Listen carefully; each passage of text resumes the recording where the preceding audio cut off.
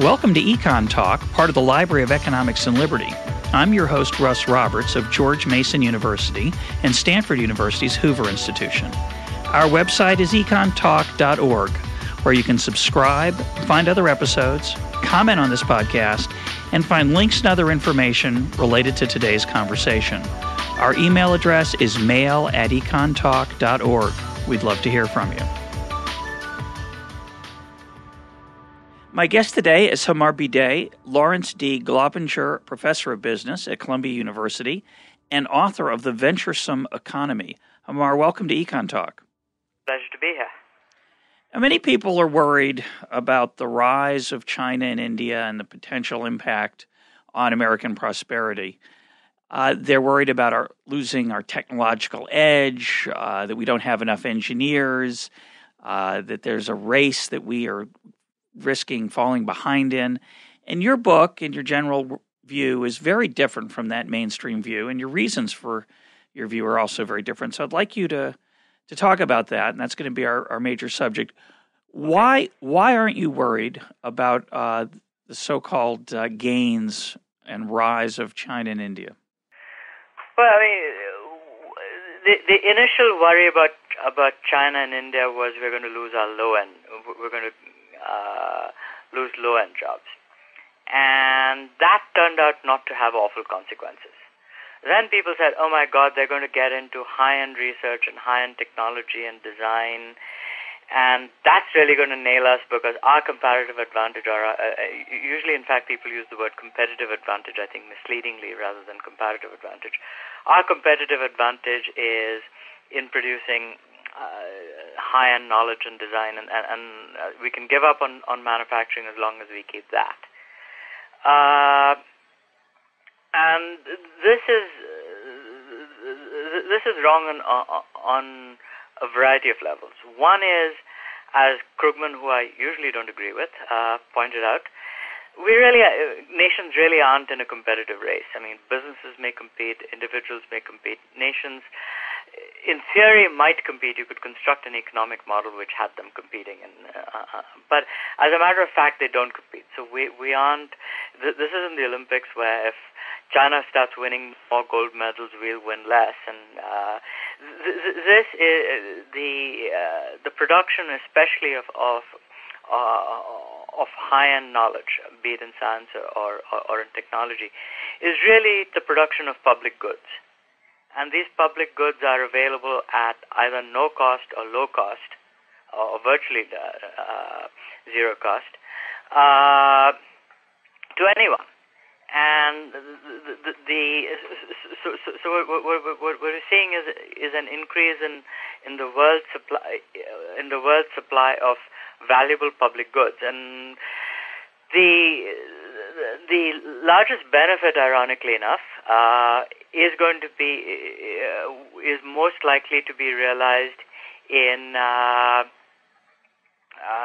United States and in other advanced economies, where the other levels of knowledge, both technical and non-technical, are most likely to be produced and available to take advantage of these high-end advances. So, for example, when people say it's important that Google was invented in California, what's your response?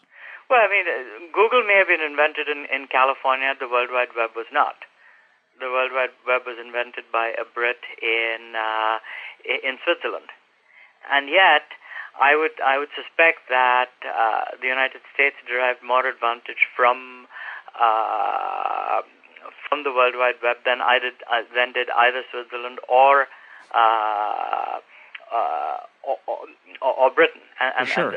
and the reason is that we have the capacity to take these high-end inventions, these building blocks or these scientific breakthroughs, and turn them into usable products and services that improve productivity and the consumer surplus for our citizens, possibly to a greater degree than the countries in which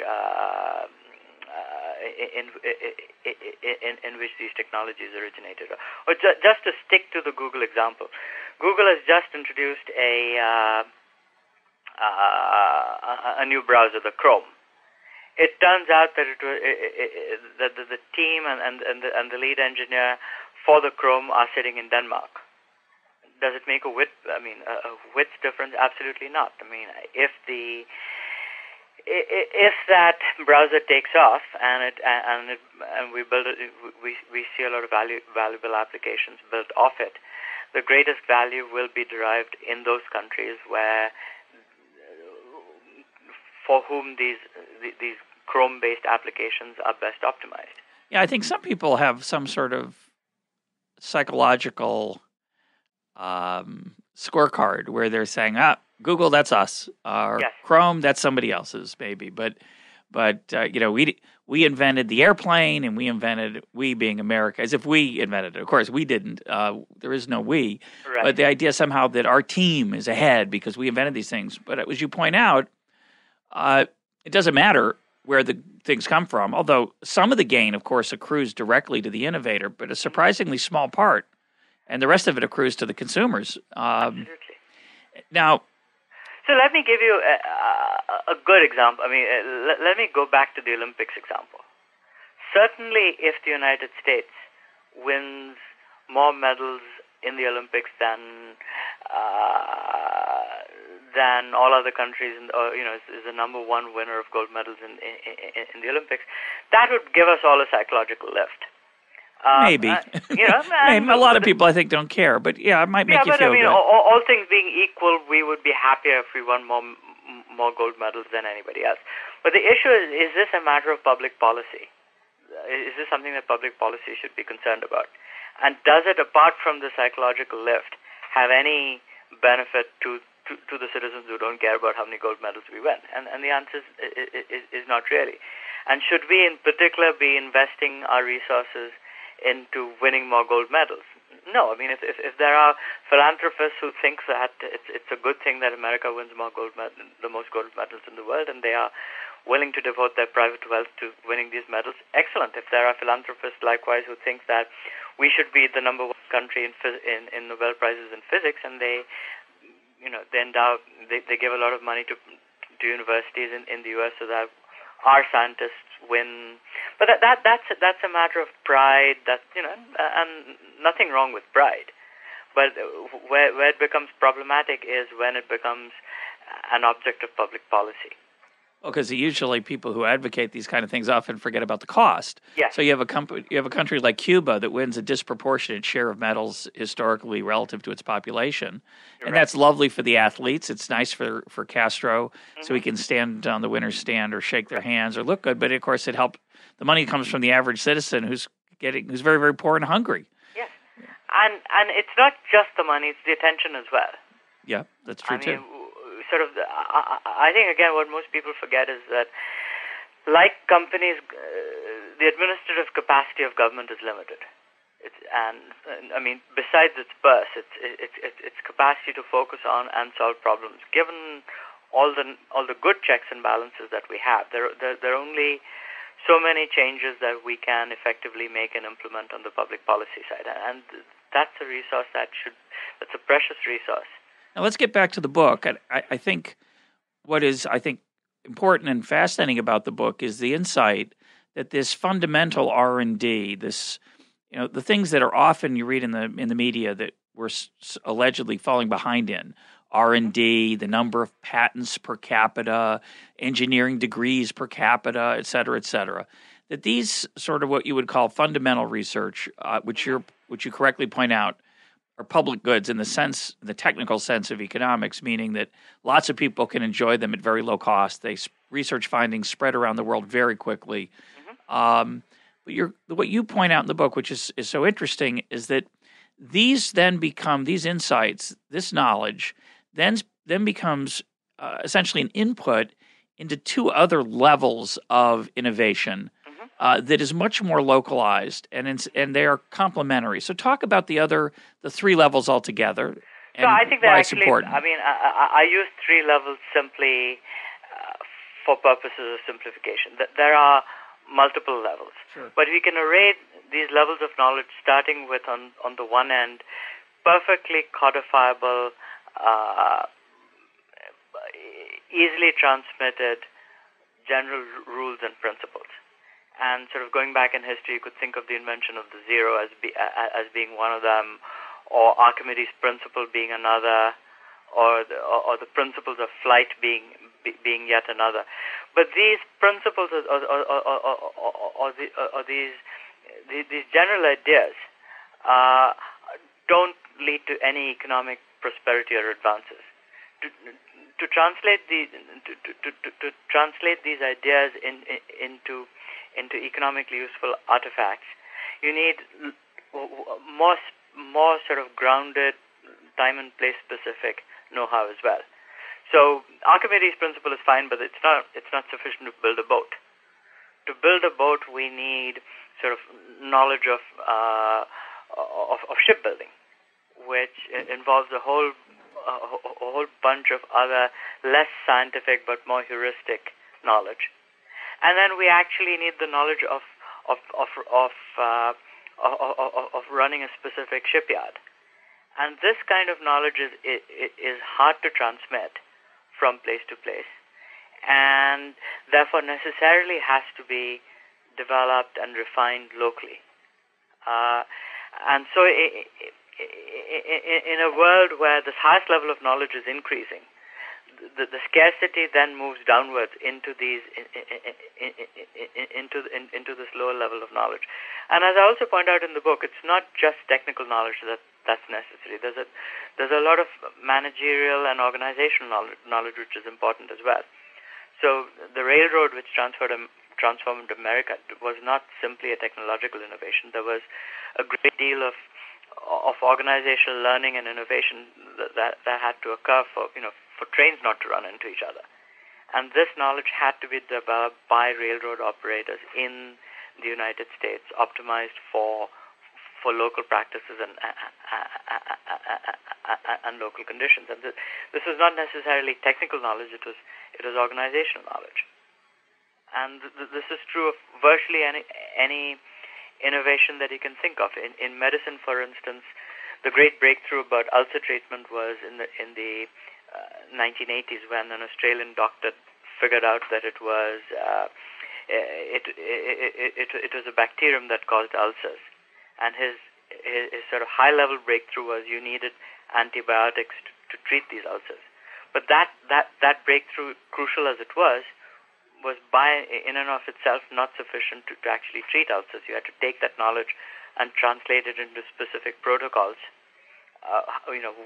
What dosage of antibiotics delivered in what way, conditional upon what kinds of symptoms, and then we had to change practices in hospitals and doctors to make sure that these protocols were implemented. So the many layers of knowledge, progressively less abstract and more concrete and more tacit, which have to be developed, and necessarily these levels of knowledge have to be developed locally rather than this stuff cannot be gotten from abroad. And if I understand your point in the book correctly, the development of, say, or the transfer of research and development centers, whether they are in computers or medicine or whatever, to, say, China and India, because it can be done more cheaply there, is going to enhance U.S. prosperity if they're good at it. Yes. Because we are a very large market. And you make an interesting point about the role that users play, end users of technology and innovation and services play, and therefore the natural result is that much of this R&D will be focused on developing products for this large market that has this wonderful user feedback and market forces that help make it productive. Absolutely. So sort of a striking example of this is the personal computer. There's a very eloquent article by Paul Romer from Stanford, where he says the prices of transistors have collapsed from 1985 and by an enormous order of magnitude. And he says, I as a consumer have derived the benefit from it, yet I have contributed nothing or to deserve or pay for this windfall. I think the first half of his statement is right, that he has done nothing to, that he and other consumers of direct and indirect consumers of transistors, mainly through artifacts such as personal computers, have derived the greatest benefit from the reduction in the prices of transistors. But we've done a great deal to deserve and pay for this windfall. I mean, all of us, when we buy a new computer, are taking a risk because we don't really know how much economic value that computer is actually going to add. It's a leap in the dark. We have some animal spirit, some confidence that this new gizmo is going to make our lives better, and we just convince ourselves that it's going to be worth the $2,000 that we're going to have to pay for it. I incidentally bought my first personal computer in 1982. I paid $10,000, and it was about a fourth of my salary at the time. That was a big leap in the dark. That was a big leap in the dark. I was also, it was also a time when I was not sure I was going to have my job. Yeah. Because we were in the midst of a recession. But I Yeah. said, what the heck? It's exciting, it's fun, and I'll learn something from it. And if you add up these kinds of leaps in the dark that American purchasers of consumers have taken over and over and over again, and add up the money that we've spent without really knowing what it's going to bring us, they swamp, I think, the financial risks taken by the people who produce computers, either hardware or software. That's a fascinating point because when you talk about the uncertainty and the leap in the dark, I think one's first thought is that the thing might not work. But of course, it often works, but you find it's not so useful or not so interesting. We all have gadgets that we paid small and large amounts for that sit on the shelf, and we have others that are really perpetually enjoyable and exciting that we're still thrilled by. But you're right; a lot of them don't turn out as well as we hoped. And I mean, the other interesting part of it is, even if things work out well, we never really know whether it was worth the price or not, because the idea that we actually have a precise measure in our heads of what utility something provides us, in the same way as we have people we know exactly how much we pay for a computer. We have much less knowledge of how much the monetary value of the investments we make to make that computer work, and we have virtually no knowledge of the economic benefit that we get from it, or the non-economic benefit, or the non-economic just benefit. the pleasure and right, exactly. So it's all a certain amount of venturesomeness. And this is not just true and this is not, as I point out, this is not merely the leading edge users. It's not just the first purchaser of a computer who takes this kind of risk. The millionth purchaser of a computer takes exactly the same kind of risk. Yeah, I haven't yet bought a flat panel TV. And we're the last two. I mean, yeah, right, exactly. And maybe I'll go around and get one, but I won't know whether it's whether paying the $500, I don't know what they cost now, is or is not worth the junking of the TV that I have now. It's sort of an innate, almost emotional reflex. And then it's not just risk taking. We also engage in a great deal of resourceful problem solving. And the resourceful problem solving comes about in the first place because many of these gadgets are so complex that you simply cannot write out a complete manual to figure out how it will work.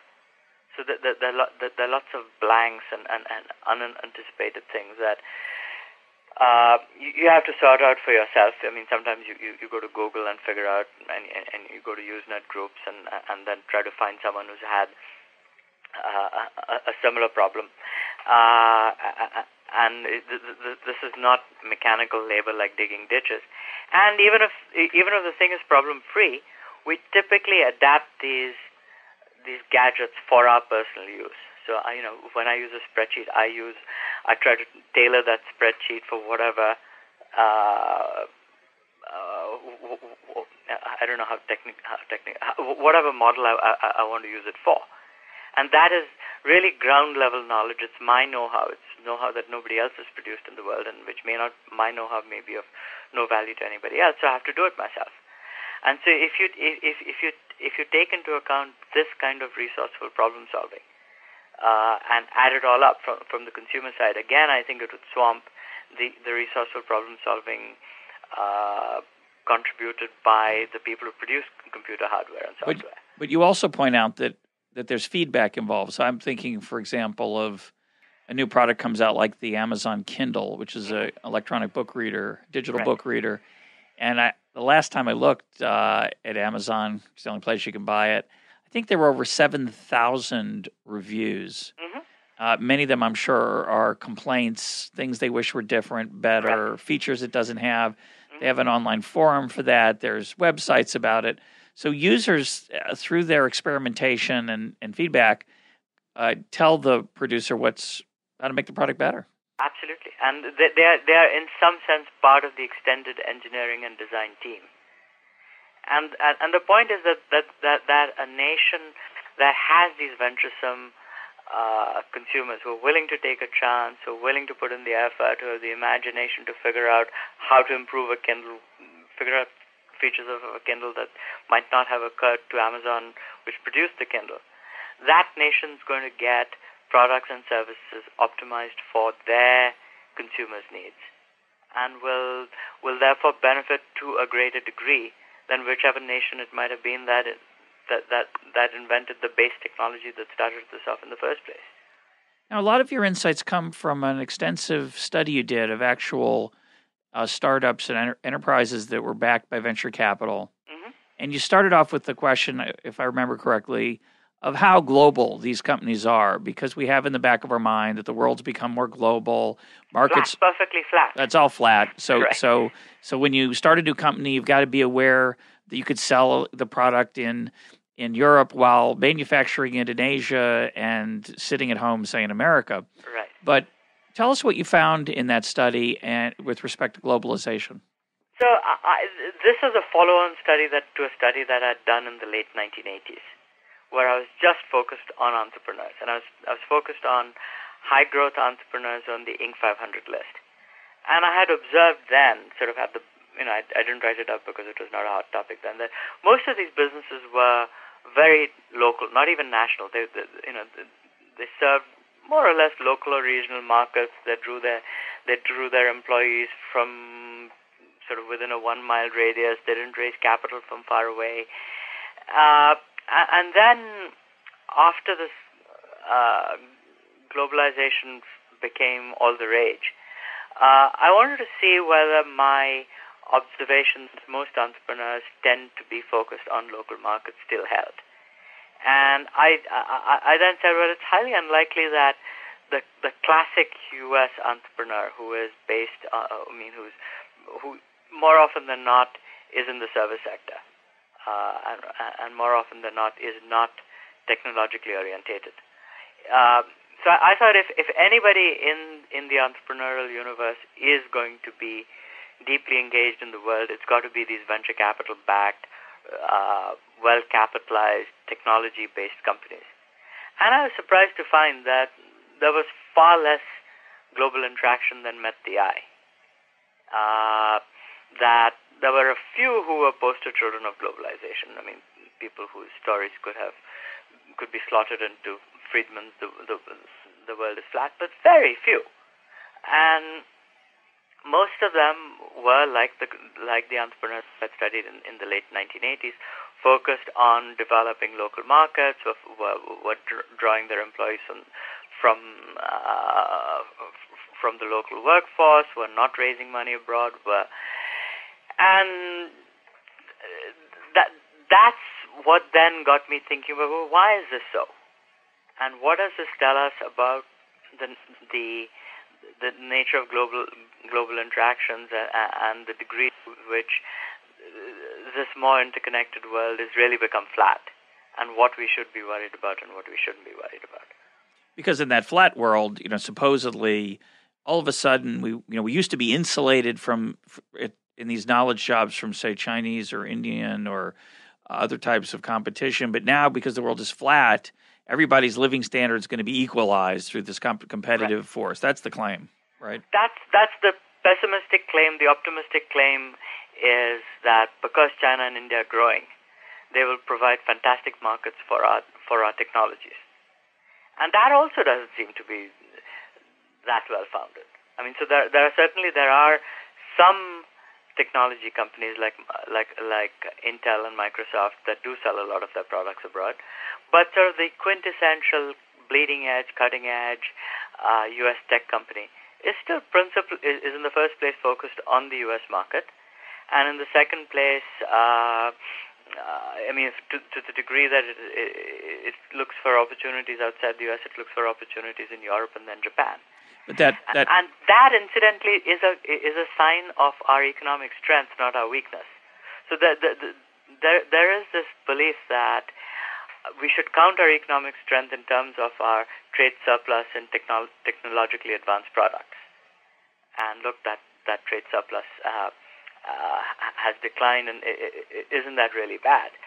And it isn't really bad because technology is what technology really does. I mean, you cannot eat, drink, or sleep on trade surpluses. It's ultimately goods and services that we use that are valuable, and if we take greater advantage of technology than we used to, and more than other countries do, why then we may have a trade deficit because some of the stuff will be produced in countries abroad. But so when Apple invents the iPod, I think this increases our trade deficit. It does, because of the way it's measured. The way it's measured, exactly. Yeah. But only a nut would say that we should therefore discourage Steve Jobs from inventing things like the iPod or the iPhone. And I think it was a column by Hal Varian we posted and talked a little bit about before. The way we measure it, a lot of it is not just contributing to our deficit, but our trade deficit, but to our trade deficit with China. Mm-hmm. When in fact China produces very little of the iPod. They assemble it; it's assembled there, but it comes from the parts where it come from all over Asia, and all over the world. But the value added comes from the United States, which is, and even if sort of the trade deficit increases, so what? Yeah, so what? Yeah. It's. After a certain point, yes. I mean, a very, very large persistent trade deficit can lead to all kinds of imbalances. But just focusing on the trade deficit in advanced technology products strikes me as being a silly way of looking at things. It's back to the old mercantilist view. In the really old days, as you know, people used to sort of count national strength in terms of the specie accumulated. Yeah. No, but I want to go back to your original formulation. You said some people say that, well, it's okay if China and India are growing because we'll get to sell them stuff, which is the mercantilist view and very much the mercantilist view. And it's wrong because that's not how we get rich. We don't get rich by selling stuff to people. We get rich by consuming things, and that's a real measure of our prosperity and our standard of living. And your insight is that it's not that we'll sell more stuff to them. It's that as they grow and their insights are available for us to enjoy, they're going to feed into that local economy that you're talking about at the venture level, correct? Absolutely. So if as the world's supply of know-how increases, this is A, to everybody's benefit, and B, it's probably disproportionately to our benefit because we have a greater capacity to use know-how regardless of where it's produced to improve our standards of living. So there is this famous article by Paul Samuelson in 2004, which sort of concludes.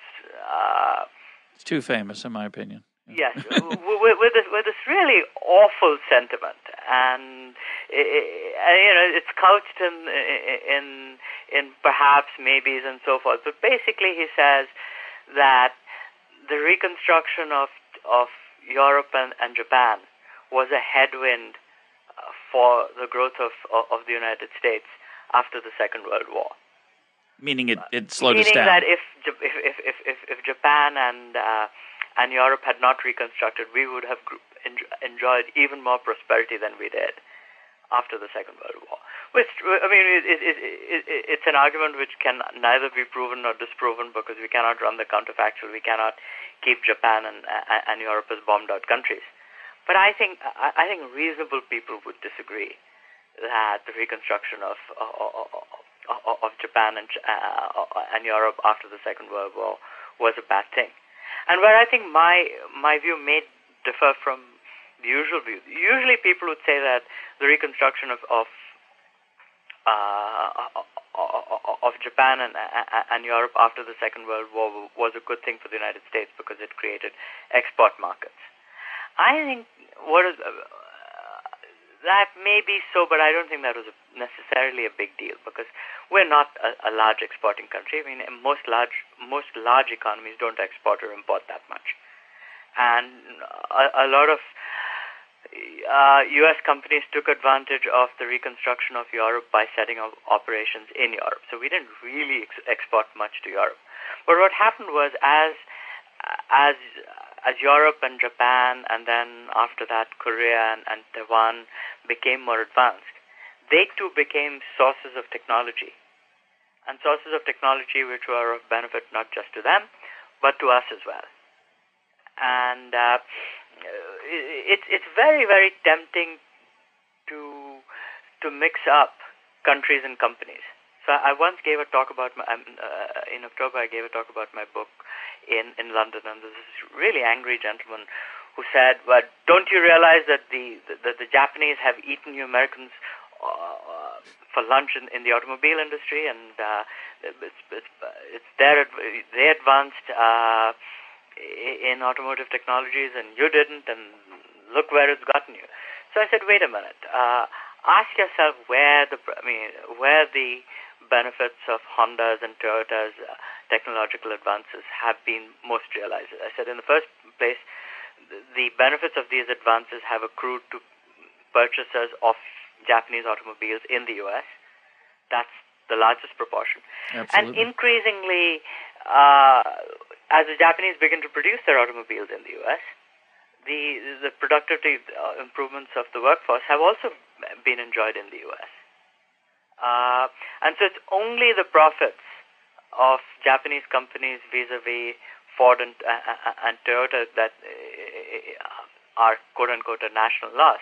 But even there, anyone can invest in Ford stock and anywhere, and anyone can invest in Honda or Toyota stock anywhere. So where does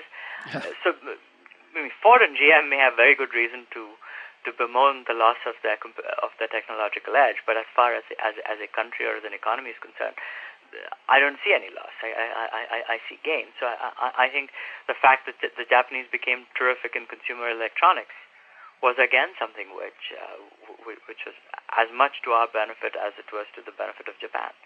I think just as a footnote, it's true that a lot of Japanese cars are produced here, but unfortunately, some of that is artificial. Perhaps it was a trend that began with protectionism in the Reagan administration. That this idea of voluntary constraints on exports from Japan into the United States, and so to comply with that, Japan started building plants here. That may be so, but I think there are good economic reasons to build them here in any case. I agree. To be close to the customer, and I think it's important not to look at jobs per se as the gain. Right. If the cars were made in Japan, if it were better to make the cars in Japan, I wish they'd make them in Japan, sell them more cheaply then as a result. Mm-hmm. Because of competition, they'd be forced to. They wouldn't be the only supplier of cars, any one car maker. And they'd have to share the gains with the consumers. Consumers would have more resources to spend on other things, and we would be better off for it. Talk about the insights from your study of entrepreneurship for how that relates to this worry about technology leadership. I mean, most of the entrepreneurs if I go back to my 1989-1990 study, which is kind of germane here as well, some 30% of them, 40% of them were in the personal computer industry. But what were they doing? They were actually tweaking computers to make them useful for end users. So they they were in some sense what in the industry is known as value-added resellers, although they had different names and different guises. But these you say, well, these are not really high-tech companies, even though they are in the tech industry. But the venture capital-backed businesses that I studied, these are the quintessential California and Massachusetts high-tech companies. Even they are actually not developing high-level know-how and high-level technology. They're adding value to high-level know-how and technology, and the more sort of raw material there is, both in terms of physical components and in terms of breakthrough ideas, the more they can do, and the more their customers will benefit, and the more the productivity of the economy increases. So, if you actually go to Silicon Valley, you have two interesting things. One is that they seem to take very little. They seem to derive very little direct benefit from the technologies actually produced by Stanford or Caltech, for that matter. They're really taking technologies from all over the world. And the second thing is that apart from a few people at the top who are PhDs and who help translate these high-level findings into products and services, most of these guys, even in the technical workforce, are engineers, but they're people with bachelor's degrees. So they really are doing stuff much closer to the ground, much closer to the customer. They're tweaking, they're adapting, they're engaging in these conversations with their end users. They're doing very little high-end science. So that's the image that is projected. And why is that important? It's important because if that's where the guts of our, or if that's where a large proportion of our entrepreneurial effort and supposedly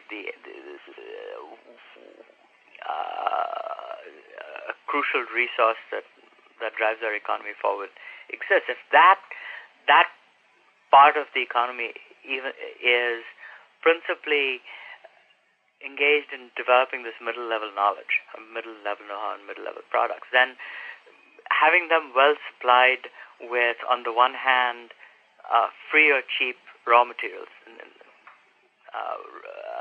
and expanding the world supply of raw materials is a good thing.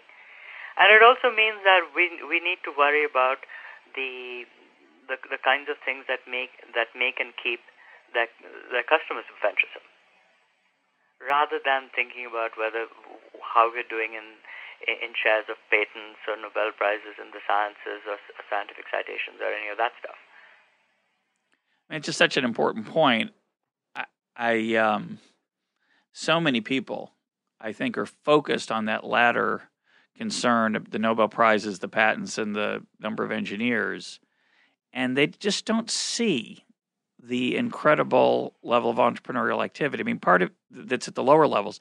I mean, we romanticize the great inventors, right? Edison, even Steve Jobs. Although it's ironic because Steve Jobs didn't invent the iPod or the iPhone. He's got an incredibly creative staff. Mm-hmm. He's created the environment for them to thrive. Right. But we romanticize those people when, in fact, the enormous bulk of innovation that's going on is going on in the middle and lower levels of making the products useful and productive. Yeah, I mean, companies like Walmart have larger IT staffs than sort of hundreds of these high-tech companies put together. And they're really sort of producing ground-level knowledge. They're using technology to improve the efficiency of retailing. And we never think about that as part of the whole matrix of technological advances, which ultimately are what underpin our prosperity. That's a great example. I think people use the term retailer as sort of the ultimate insult, as if Walmart is just it's a bunch of boxes sitting on a shelf, and they eventually trot them out, and you pay for them. There's a cash register, and when in fact, as you point out, it's an incredibly technologically advanced company that's used technology to keep its inventory costs down, to figure out what people want. It's a very important point. And the other interesting thing, which while we're on the subject of Walmart, We say we must subsidize high-end science and technology because it produces what economists call spillovers, which is public goods stuff which everybody else uses. So interestingly, does Walmart. And interestingly, Walmart sitting in Bentonville, Arkansas, has produced spillovers in supply chain management, which have flown back to the West Coast. So Amazon, which is sort of a trendy, high-tech West Coast company, has raided Walmart and Walmart's executives to learn about how to manage a complex supply chain. And, there's a spillover produced by Walmart. Yeah, it's a great example. The other thing that Walmart's done is they've forced all their competitors to learn how to do what they do, or they're gone. And, of course, many of them are gone. But the remaining retailers like Target and others are, of course, using all the techniques that Walmart used, or they wouldn't be here. And part of it is that we have a fairly open and mobile labor market, so people can go from one place to the other. So that there are unavoidably spillovers at all levels of know-how. So you've been talking in many of these topics so far about local knowledge of consumers, local knowledge that a single producer might have about local conditions. And it, of course, brings to mind the work of Hayek, who you mention a couple of times in your book. Talk about how Hayek has influenced your thinking about this. I think again maybe we may be getting too technical for your audience. I don't know. Carry on. We're not. We're not. I think sort of Schumpeter's romanticization of the entrepreneur gets far more credit than it's due, and Hayek's view of how organizations work gets very short shrift, at least in the entrepreneurial domain. And it's in Schumpeter's world, there's one heroic entrepreneur who sort of bursts upon the scene and transforms everything, and then everybody else kind of imitates on the margins, and we're done. In the Hayekian world, this whole process of innovation takes place on 100 fronts, on thousands of fronts, by individual people who are solving their specific knowledge with their specific with their specific know-how, and somehow the cumulative effect of this highly dispersed, decentralized knowledge building is ultimately what pushes the economy forward. It isn't this. It isn't this sort of great breakthrough entrepreneur in Schumpeter's world. In fact, there are darn few Schumpeterian entrepreneurs that I can think of. Yeah, well, it's not nearly as romantic, and there's a lot more trial and error, which is another point you emphasize, that a lot of these people, you say they're using their local knowledge, but there's a huge amount of uncertainty. They don't know what is going to work, what isn't going to work. And so the competitive process is weeding people out, but not in the Schumpeterian sort of grand idea that a new product comes along and everyone else is suddenly out of business and has to cope. And it's a much finer, nuanced set of competitive changes and resource allocation. It's really sort of by inches. It's a ground game, to use a football analogy, rather than an air game. Yeah, that's nice. Well, I like Schumpeter too, but I think you're right that the contribution of Schumpeter to entrepreneurship is maybe a little bit over dramatized. I think not only it creates the wrong image, and then it inspires governments to think that all we need to do is to sort of coddle a few of the Schumpeterian entrepreneurs, perhaps rather than attend to the overall environment. And so, innovation is in the modern world is a very diffused, almost democratic process. And if you think of it as an elitist process in the Schumpeterian sense of it's the leadership of a few, then you begin to get driven to ideas of what can we do for high tech, or let's train more scientists and engineers, when we should really be thinking about the human capital and the skills and a good educational system for all, not for what we do with a few whiz-bang scientists. Yeah, it's an interesting point. Of course, there's a certain natural political prejudice in favor of the few, because the few know who they are, and they can. Right. There are a few heroic institutions that train these heroic entrepreneurs in science and technology, and when in fact a lot of it's taking place at a much, much broader level. Right. To take a different sports analogy, it's really you need a lot of singles and don't have to worry so much about home runs. Yes. Exactly. Move the runners along. Yes. It's a great antidote to this. As you argue, a dangerous romance we have about the entrepreneurial process. Or misconception of the entrepreneurial process. I think it's wonderful to appreciate the entrepreneurial process. I think it's fantastic that we no longer think that it's the accumulation of capital that sustains prosperity. But it's also important to understand how this actually takes place. One last thought before I want to move on to a different topic.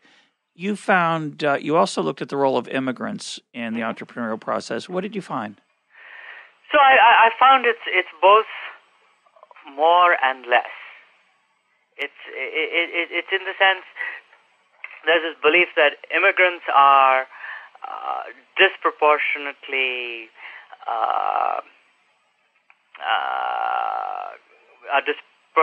disproportionately large contributors to entrepreneurship, and look at the percentage of Chinese and Indians in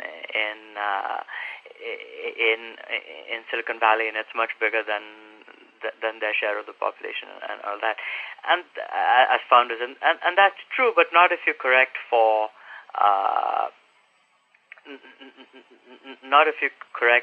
the percentage of Chinese and Indians who have PhDs. If anything, it's likely that it's lower.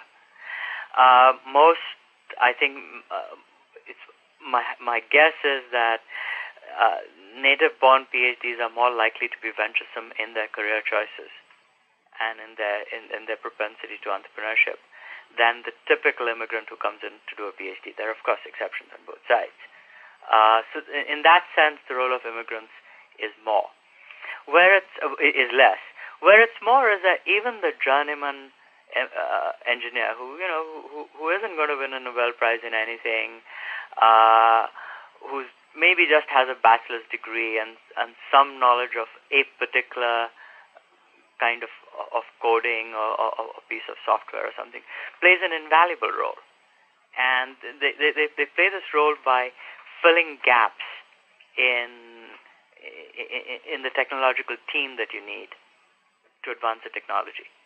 So you can think of immigrants as either competing with and displacing the native born, or you can think of them as people who are enhancing the game, as it were. And at least as things now stand, they seem to be much more valuable in rounding out the team and filling out a team which would otherwise not be able to function than they are in doing any displacement. But not necessarily because they have breakthrough ideas or they are sort of unnatural geniuses in math or science, but because they do sort of fairly mundane stuff. And the mundane stuff, again, in my vision of innovation, is they help the team hit singles. Now, you also talk about Frank Knight, another economist who doesn't get as much attention these days as perhaps he should, along with Hayek. What does Knight contribute to your ideas about entrepreneurship? I think Knight contributes sort of... My whole view of the entrepreneur has been framed by Knight's ideas. Explain. And which is why I have had a really hard time relating to many sort of modern economic studies of entrepreneurship, because night has been night is mathematically inconvenient.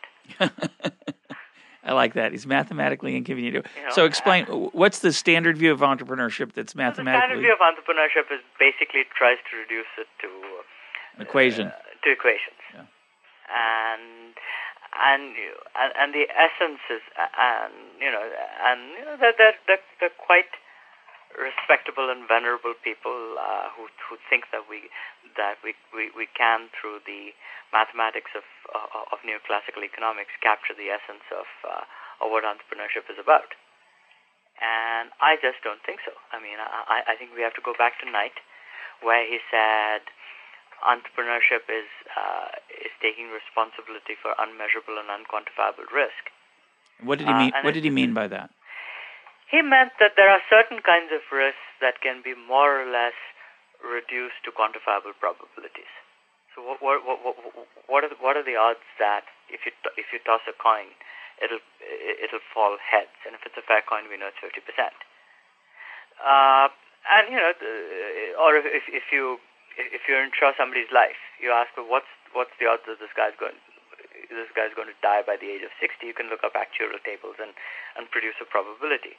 But there are a great many situations in life where this cannot be done, where this is not done. To give you a very, to me, striking and lay example, but this is not my own, by the way. This is from John Kay in a conversation that I had with him 6 or 8 months ago. He said, think about a criminal trial where the standard for conviction is beyond reasonable doubt.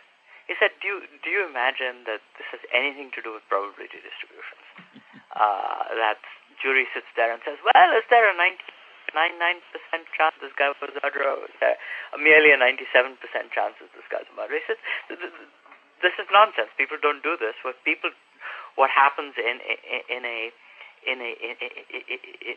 criminal trial is the jury, the prosecution presents a narrative. The defense tries to poke holes in the narrative, and the jury has to decide whether the defense has demonstrated any weak links in the evidence and the argument produced by the prosecution. If there are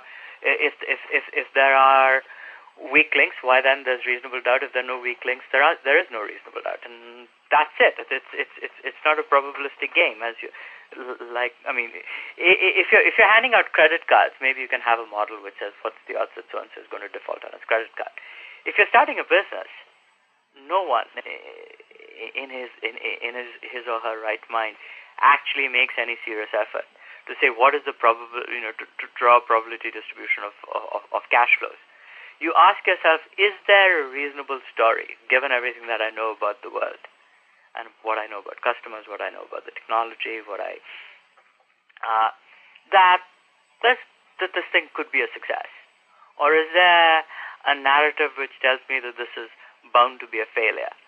And if you think that there's a narrative that this is going to be a success, and if you can't find a narrative that tells you this is going to be a failure, then comes the emotional part, which is, given this, are you prepared to take this leap into the dark? And it's all these kinds of calculations and activities, both the head and the heart, but the head not in this probabilistic kind of way, and the heart in this really strong, powerful, central way, that are important to the entrepreneurial process. This, I think, was beautifully described by Knight and captured by Knight in his book, and it's sort of banished from modern economics. Precisely because he was talking about something that wasn't quantifiable, and what is quantifiable is what gets you ahead in the field today. In the game, exactly. Yeah, it's an interesting thing. As you were talking about the entrepreneur, of course, the investor, the venture capitalist, is making the same unquantifiable.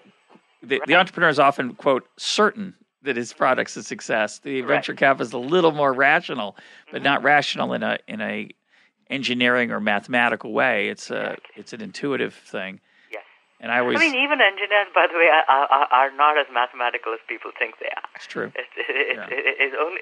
I mean, the range of human activities where probabilistic reasoning is in fact actually used or should be used is quite small.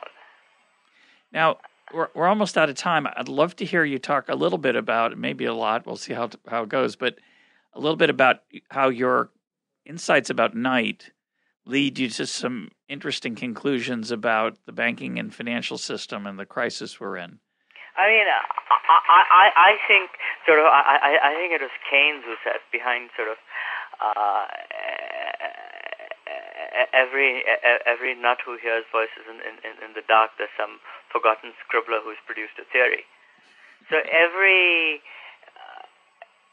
social movement, and I think the financial crisis is properly thought of as a long-run social movement where all of society moved in an unfortunate direction, has an intellectual underpinning, and in this case, an unfortunate intellectual underpinning, which was the belief that all investment risks or all lending risks can be reduced to probabilities.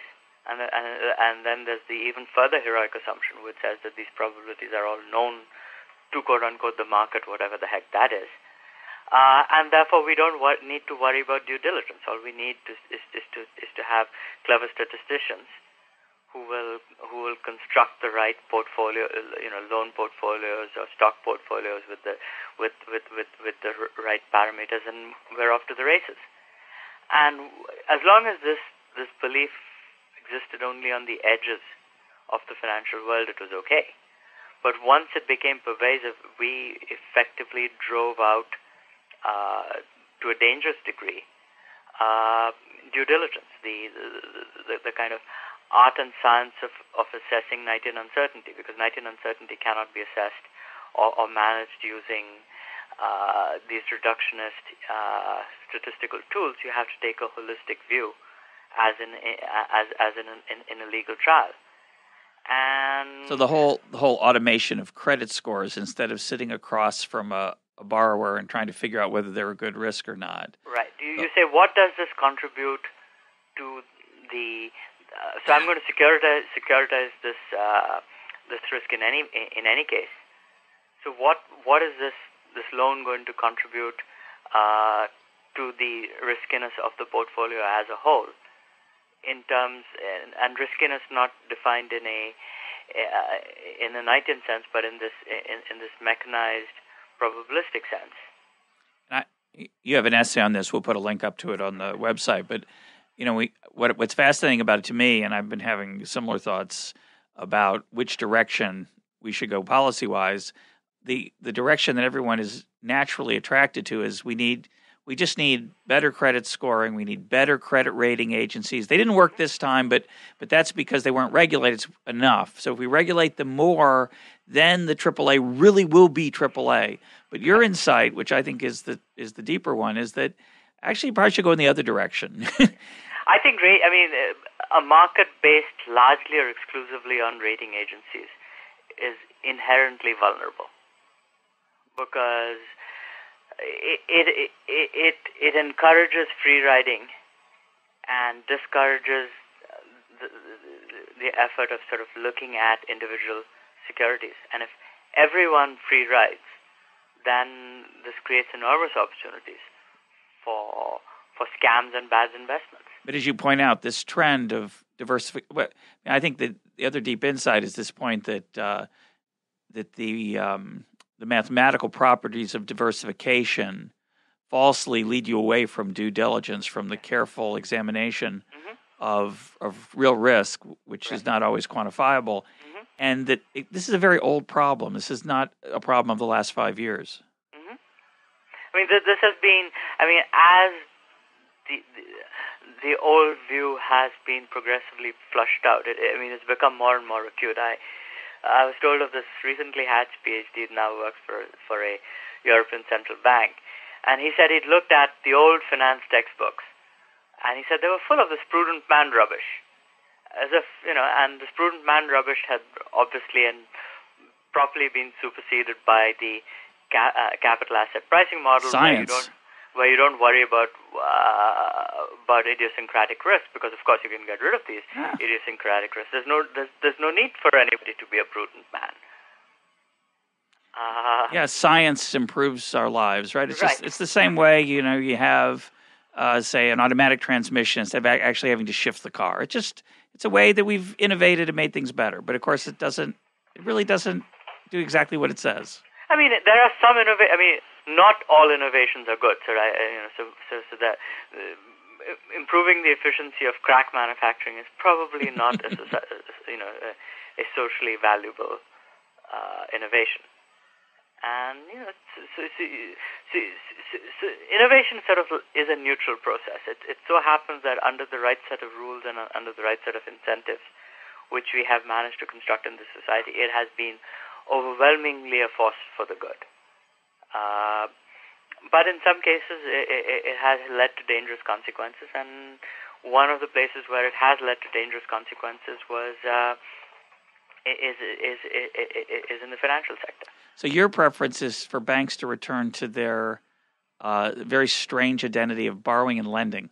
Yes, and not only that, anyone taking deposits from the public, because if you force banks to do that and didn't impose a similar restriction on money market funds, then all the money would go to money market funds, and people would put their money in money market funds, saying, "Hey, we avoid the cost of paying for a loan officer, this due diligence process. We get the extra 25 basis points. And if anything ever actually goes wrong, the government will step in and make us whole." Yeah, I think there's somebody asked me the other day whether what was the future of securitization, and I said I suspect it's a little bit out of fashion right now. Mm-hmm. The government seems obsessed with making sure that we bring it back. Right. But naturally, I think if anything, we would go to the other extreme and stay away from it like a poison. Right. And so it's a very interesting time thinking about what natural forces would emerge that would, if anything, be too cautious rather than too risk-taking, at least in the short run. Next 10, 20 years. 30 years from now, we'll probably be making the same mistakes if we're not careful. Right. I think there are segments of the financial markets where risk-taking is appropriate, and there are segments of the financial markets where it's not. And where it's appropriate is you knowingly say, "I'm going to invest in this new venture, and I understand that it could go bust, and I'm doing it because I expect a 30% annualized rate of return." Where it's inappropriate is where you have the treasurer of some university or state government or pension fund who gets told, "Oh, you'll get 6 extra basis points for investing in this auction rate preferred security," where you don't really understand what it is. The people who constructed it don't really understand what it is. And ultimately, nobody's done any due diligence on the individual securities where which went into this into this auction rate preferred. So, if you were really harsh about it and said, "Okay, if you're nuts to do this for 10 basis points, then good luck to you. We're not going to make you whole," then that would be okay. But we don't do that either. Yeah, that's the big problem. It's the too big to fail or too politically important to fail, or we'll find out. History will make some kind of judgment on it. But I like to let people just take their chances. But it is politically hard to restrain the government.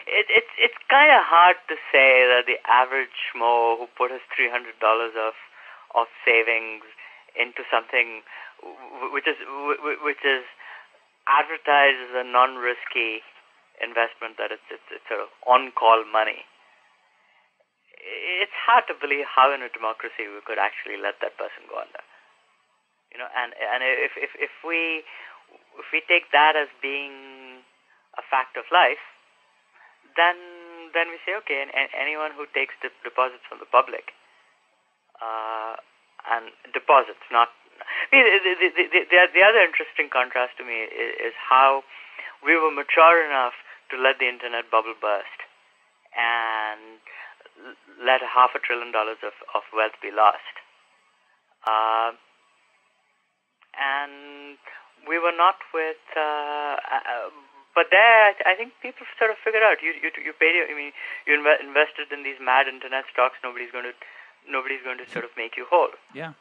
Whereas I think people have some kind of belief that if I give money to a money market fund, and especially if you have an SEC, so if we have supposedly organizations that are looking after the little guy, then the little guy has some reason to believe that they will look after him, and never mind the fine print.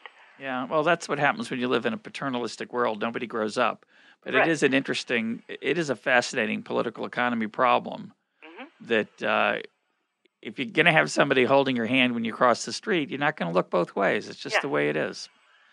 So I'd like just to see us push toward a world with less hand-holding, but it may not be realistic. I mean, but I mean, even if you believe in a hand-holding society, you can. There only. I mean, a parent has only two hands to hold. And so then at least let's sort of make sure that the hand-holding is is within the capacity of the parent. Yeah, that's right. Well, my guest today has been Amar Bhidé of Columbia University. He's author of The Venturesome Economy. Thank you for being part of EconTalk. Thank you very much. My pleasure.